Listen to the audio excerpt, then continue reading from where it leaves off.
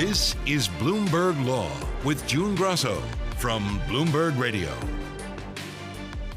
Archegos founder Bill Hwang is on trial in New York on charges of fraud and racketeering conspiracy that could end with him being behind bars for the rest of his life. For the past 7 weeks, prosecutors have been trying to persuade a jury that Hwang built a fleeting $36 billion fortune through a market manipulation racket that helped topple the once mighty Credit Suisse Group. And as the prosecution is winding down its case, it put its star witness on the stand, former head trader William Tamita, who's pleaded guilty and is testifying under a cooperation agreement. Joining me is Bloomberg legal reporter Chris Dolmetsch, who's been covering the trial. Tell us about his direct testimony. So he's been on the stand. He just left from the witness stand after nearly 2 weeks of testimony. Not straight through. It was about 4.5 days total of direct testimony. And he has been under cross since then, although there was a brief redirect from the prosecutors today. During the direct testimony, he was pretty devastating to Hwang and good for the government's case. And he consistently testified, that in the months leading up to the collapse, basically starting in October 2020, they had consistently been trading in the ways that the government alleges was market manipulation, trading before the market opened, trading into the close to try to drive the prices higher, he said. And he's been very consistent with his testimony. Even on cross, he maintained that Bill gave him these directions. He really was a kind of a micromanager in terms of how he directed his traders to do transactions for him. They wouldn't let them take bathroom breaks. They yelled at him when he went to compliance. It's just kind of painted this picture of him as an overbearing boss giving directions to traders all the time. He testified that Hwang trained him to lie? Yes, that was his consistent testimony from the beginning, that Hwang trained him, not really so much to lie, but as to how to mislead the banks. There's kind of different testimony about how direct the communications were in terms of what he was told to do. In a lot of ways, Hwang kind of implied things a lot of times, did not instruct directly as to what to do, but they had understood through previous direction how he wanted to trade and what he would want to do. And he had an ongoing Zoom call throughout the day? Yeah, pretty much throughout the last, from October to March of 2021, he said Bill was pretty much all day on a Zoom call with the traders, directing them what to do, sometimes from a corporate apartment, sometimes from the office. They showed photos of him sitting in front of this big monitor that had the firm's daily profit and loss in real time moving in front of him. And Tamita testified that he just sat there and kind of looked at the numbers, whether they were green or red, and consistently tried to trade around them. I mean, he came off as not an awful boss, berating them in front of each other and just not nice. Yeah, at some point, Tamita wiped tears away when he was talking about how overbearing he was and how he yelled at him when he went to compliance. He definitely got emotional at some points during the testimony, kind of describing, really when he described how Bill would yell at him often when he didn't execute his directions properly. And you write that he dressed differently and also he spoke in terms that the jury could understand. Yes. So the first couple of days, I should say the first couple of weeks of trial, this has been going on since mid-March, consisted of a lot of, straight financial talk that maybe the jury didn't understand. And in a lot of cases, the judge interjected to ask them to explain certain terms. He wanted to explain, for example, what meme stocks were, what short selling is, some very, concepts that are pretty basic to people who understand the financial markets, but maybe not to a jury who's not well versed in it. But since Tamita's taken the stand, he's kind of understood the need to explain some of the concepts and how they were going, and he speaks in pretty plain English. And like we said, he dresses differently than anybody else in the courtroom. Every day he's had on just a jacket and a T-shirt, sneakers. On cross, the judge told Hwang's lawyer that he was boring the jury to tears, something you don't want to hear if you're a lawyer. The judge has been consistently interjecting in the trial in an unusual frequency. It's hard to tell why, but he has peppered the defense and the prosecutors, for that matter, with questions, told them that they're boring the jury, asked them whether they've already covered this topic, and has kind of berated them for boring, like you said, directly boring the jury. He's asked many of his own questions, in some cases even objected to his own questions. It's been a very interesting dynamic to witness. And explain how the defense wanted to try to impeach his testimony and the judge wouldn't allow it. Yes, the defense wanted to kind of talk about his lifestyle in the months following the collapse. During the summer, he was writing friends that he had been playing polo in Saint-Tropez, and he had been, having a great time, partying every day. And they tried to inquire about that, and the prosecution objected, and the judge shut it down. But then in a letter, they kind of wanted to re-examine that, saying that it really showed his state of mind, because he had testified during the trial that once he saw in plain English what he had done at Archegos, that he was racked with guilt. And the defense says, well, at the same time he's racked with guilt, he's over in France playing polo. They said that kind of contradicted that contention, and they asked him about it, but they were basically shut down because the judge said his wealth and whether he plays polo is not really relevant to the case. And they're saying you can examine his credibility, but not his way of life. So that was an angle of attack for the defense that was pretty quickly shut down. That would have awakened the jury, probably. So was the defense able to score any points on cross? The defense definitely landed some points on cross. They got him to admit that, he lied basically to Bill, told him what he wanted to hear because that's what he thought he wanted. How much that will help them, it's hard to say, but definitely Barry Burke, the lawyer for Hwang, definitely landed some blows over the days because nearly every question Tomita couldn't remember or needed a document to refresh his recollection, and that was repeated. Burke went carefully through each transaction that the government alleges was, market manipulation, and asked each time about each facet of the transaction, and every time Tomita kind of said, well, this is something that Bill told us to do. But he couldn't remember key events, even if he had testified about them earlier in the trial. So, it remains to be seen how seriously the jury takes Tomita's testimony. So, in other words, he was fine on direct examination and didn't have to have his memory refreshed, but it all changed on cross? Yeah, that's kind of the way it goes. I mean, obviously, that's a pretty common scenario in criminal trials, but it was pretty noteworthy because of the sheer number of days he's been on the stand. I'm surprised that the prosecution didn't prep him better for cross. So explain why his testimony is important, what the prosecution is trying to show with it. This is easily the most important witness for the prosecution because it directly links Hwang to some of the allegations and the market manipulation, because he testified that they were basically trying to goose stocks.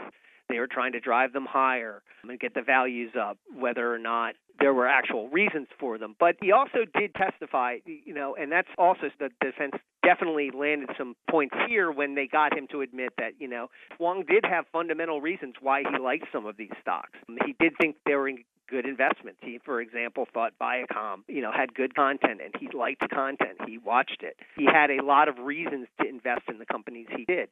So, it remains to see how much the jury makes of that. But it definitely, regardless of whether there's market manipulation, Hwang did articulate specific reasons for wanting to invest in the companies he invested in. And tell us about the testimony of the former head of risk at Archegos, Scott Becker, another key witness in the trial. Yeah, Becker was a lot more dour. He didn't seem real happy to be there. Not that anyone's ever happy to take the stand in a criminal trial, but he's a much more important witness for the government against the former CFO, Patrick Halligan, because he worked directly with Halligan and not really directly with Tomita or Hwang. He was communicating regularly, obviously giving traders instructions, but it's kind of hands-off with the operations team for the most part. So Becker talked about how Halligan told him to lie, how they, schemed to lie to the banks in the last week of the firm's existence and mislead them about where its investments were, how much they were spread at other banks, and how much NAV they had, essentially. And there have been expert witnesses testifying that the trades, a lot of them didn't make any sense unless it was market manipulation? Yeah, we've had one expert for the prosecution. The defense is going to start with two of its own experts. So there will be a case there. Whether or not Hwang testifies is, of course, entirely up to the defense and will be seen. But the government did have experts testify that the trading didn't make any sense unless you were just trying to move the stocks higher. And how close is the government to the end of its case? Very close. They could rest sometime this week. There's still a little ways to go in terms of the case because the sheer length of the trial has required a few off days for Jewish holidays and some other things for jurors that had prior obligations. And one of the jurors has to leave by the 1st, but the jury's likely to get the case probably the week after the July 4th holiday, but it's not entirely crystal clear as to what the timing will be at this point. And do you think the case has been so complicated that some of the jurors might be lost? It's certainly possible. Some of them have looked sleepy. That's not really unusual, obviously, for a long criminal case, but it's hard to say. There's been a lot of testimony. There's been one witness on giving the details of very complicated financial transactions for nearly 2 weeks. So it would be easy to see how some of the jurors might have checked out a little bit. And maybe that's why the judge keeps interrupting, to keep them awake. Thanks so much, Chris. That's Bloomberg legal reporter Chris Dolmetsch. Coming up next on the Bloomberg Law Show, it's the Justice Department's first conviction of insider trading charges based solely on an executive's use of a 10b-5 trading plan. But the department says it won't be the last. I'm June Grasso, and you're listening to Bloomberg. It's the first prosecution of its kind by the Justice Department, but the department is warning it won't be the last. Taryn Pizer, the former CEO and chairman of OnTrack, a publicly traded healthcare company, was found guilty Friday of a multi-million-dollar insider trading scheme. In the novel case, federal prosecutors brought criminal insider trading charges based exclusively on Pizer's use of 10b-5 trading plans, which allow company insiders to create a predetermined plan to sell shares while also setting limits on certain trading practices. Prosecutors say Pizer violated those limits when he set up two plans in 2021 to sell shares in order to avoid more than $12.5 million in losses, while he was in possession of material non-public information that OnTrack was about to lose its largest customer. Joining me is white-collar criminal defense attorney Margot LaPorte, a partner at Dorsey Whitney. Margot, start by explaining these Rule 10b-5-1 trading plans. Sure. So a Rule 10b-5-1 plan is a preset trading plan that executives or board directors or others within a company that have access to inside information can set.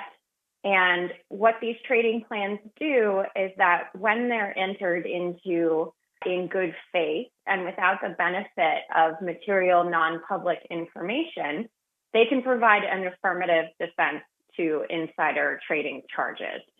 So, for example, a CEO of a company could set a Rule 10b-5-1 plan that says, sell 10,000 shares of this company every 6 months. And if after a year, 10,000 shares are sold and the next day the company announces negative news and its stock price drops, that plan can provide an affirmative defense to any allegation that the CEO engaged in insider trading. And what were the Justice Department's specific charges against Pizer? So both the SEC and the DOJ filed charges against Taryn Pizer, who was a former CEO and chairman of the board of a company called OnTrack, Inc. And they alleged that Mr. Pizer in May and August 2021 sold more than $20 million of OnTrack stock and avoided more than $12.5 million in losses by entering into two of these Rule 10b-5-1 trading plans while he had MNPI, or material non-public information, about the risk that OnTrack would lose its then largest customer.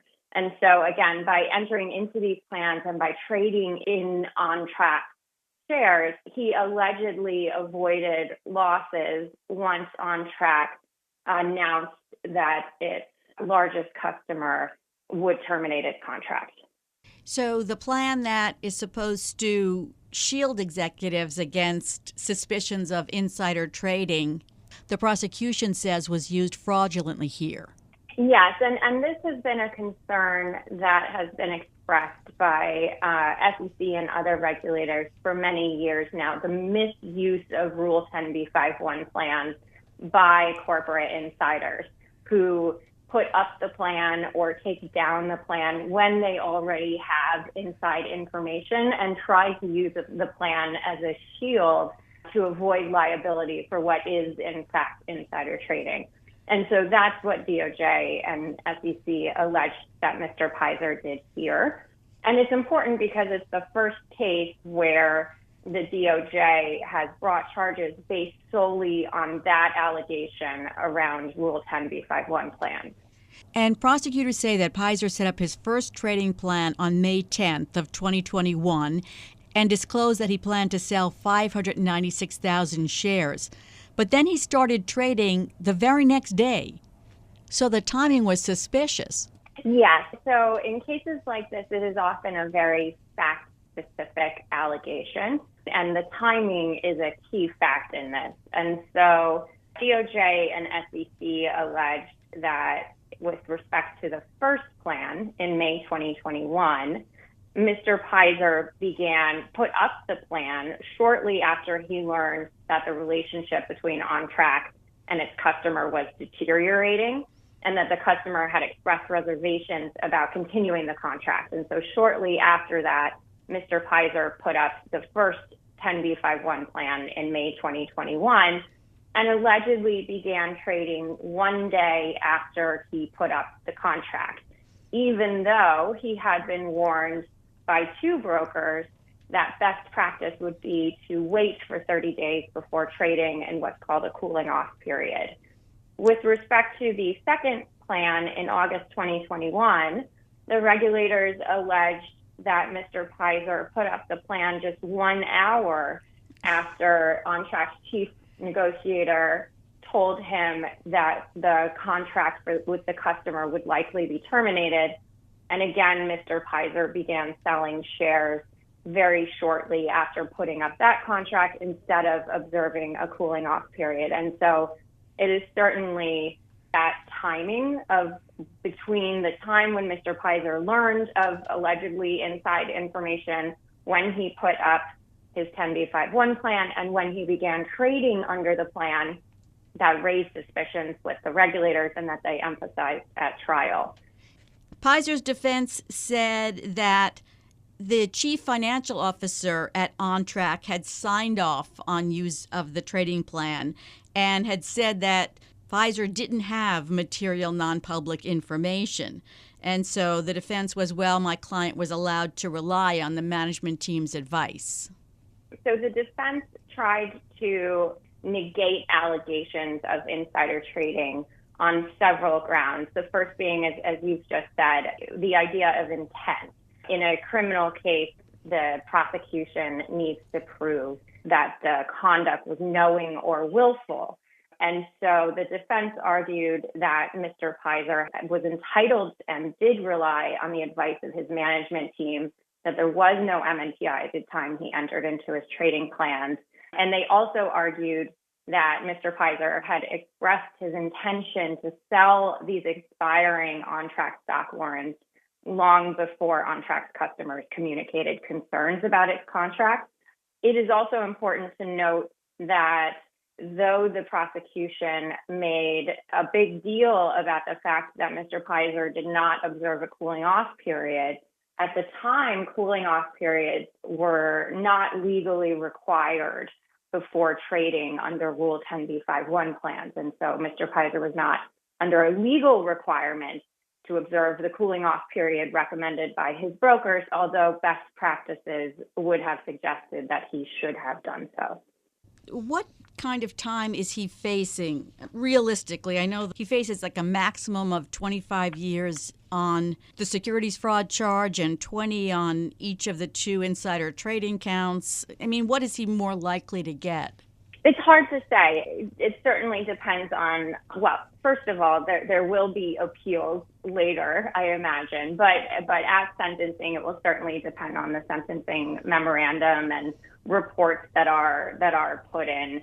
Judges do consider prior history of misconduct, the level of intentionality, and the amounts at issue when determining sentencing.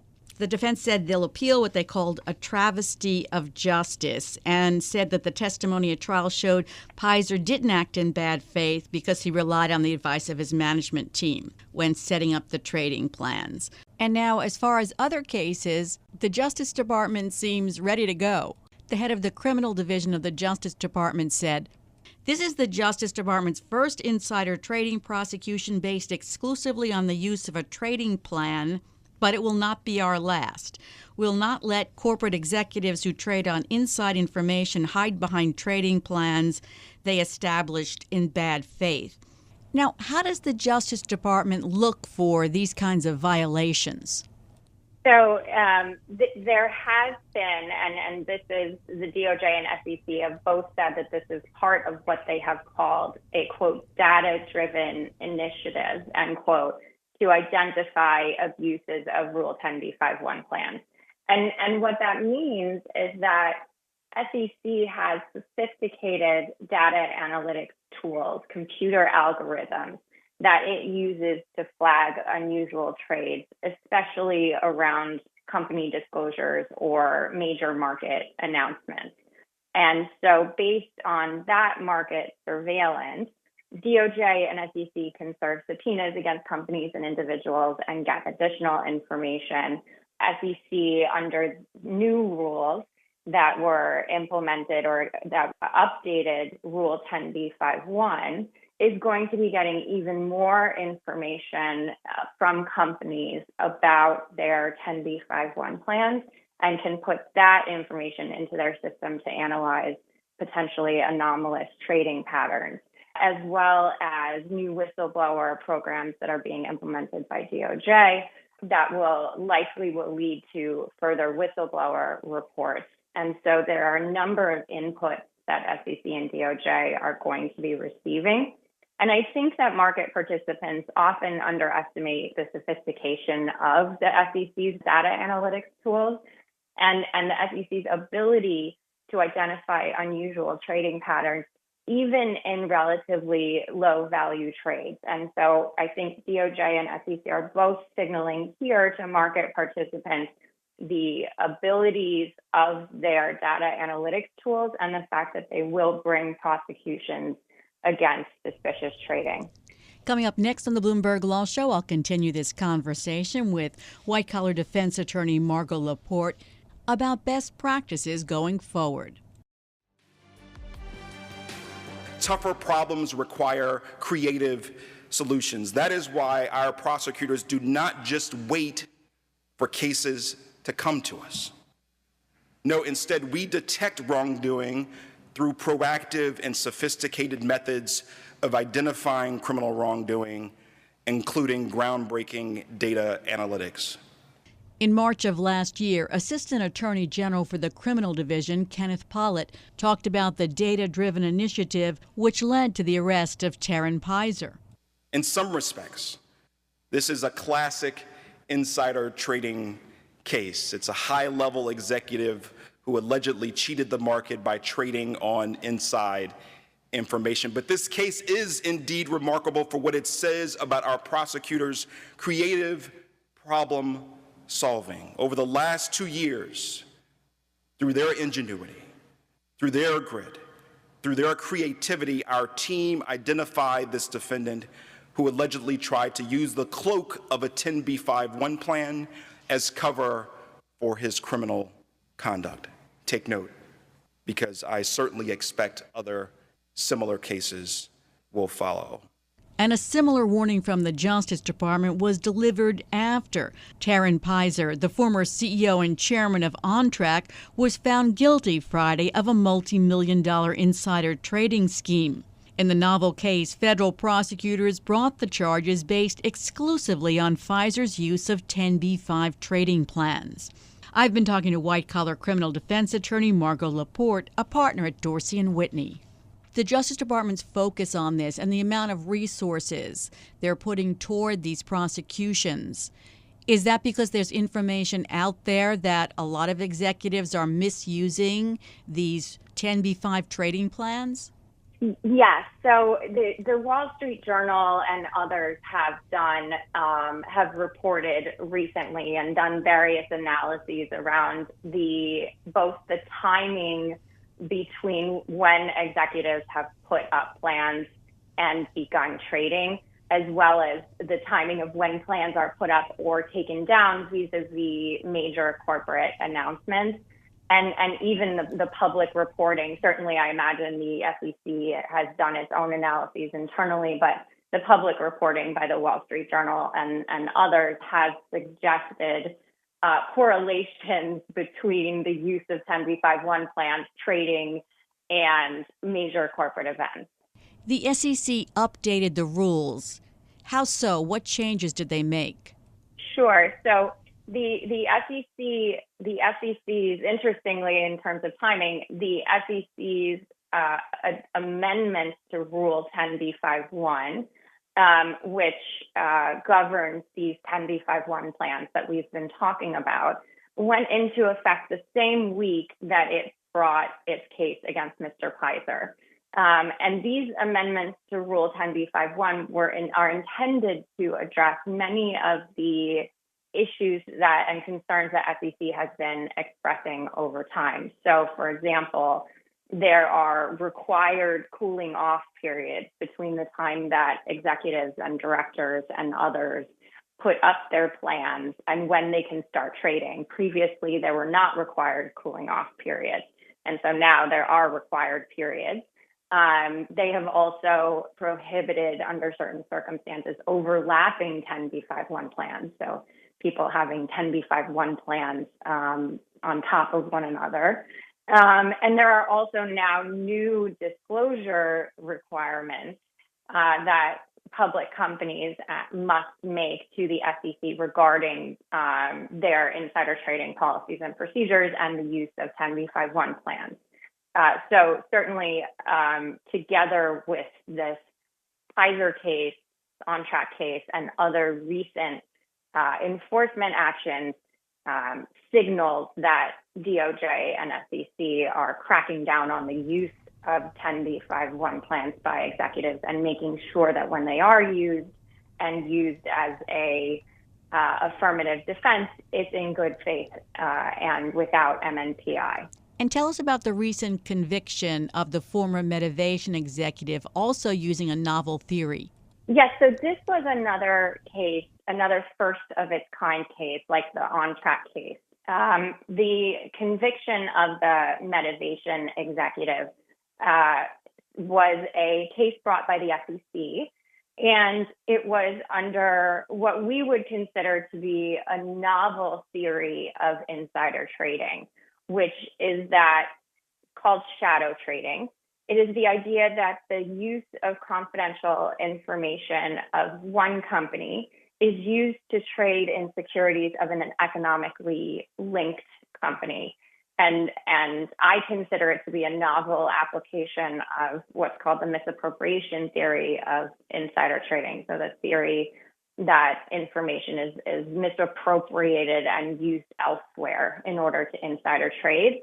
The SEC has said that they don't believe it's a novel theory, and that it is classic insider trading. But in any case, it was the first time that the SEC brought charges on this theory.